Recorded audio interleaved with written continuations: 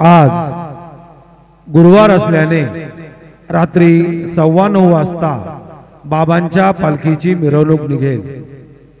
आज गुरुवार होने के कारण रात 9:15 बजे बाबा के पालखी की शोभा यात्रा निकलेगी।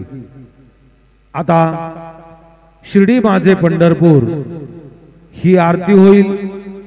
आरती नंतर दर्शनास प्रारंभ होईल।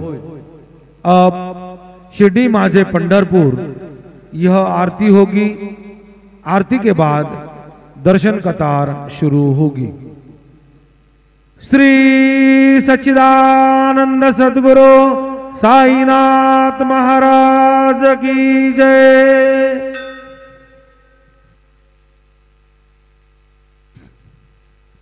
हरि ओम ब्रह्मज्ञानं प्रथमं पुरस्ताद्विषेमतः सुरुचोपेन आवह सबदुनिया उपमा सियपिष्टाः सतश्च जोनिमसतश्च विवाह नित्यशुद्धं निराभासं निराकारं निरञ्जनं नित्यबोधं चिदानन्दं सद्गुरुं तन्नमाम्यहं।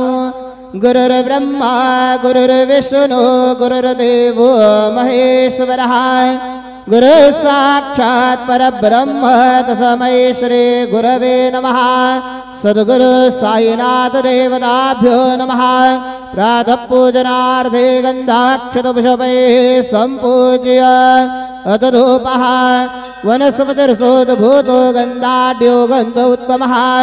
आग्रेय सर्वदेवानां धूपोऽयं प्रतिगृह्यताम्। धूपमाघ्रापयामि साज्यं च वर्धसंयुक्तं वह्निनायोजितं मया। दीपं गृहाण देवेश त्रैलोक्यतिमिरापः।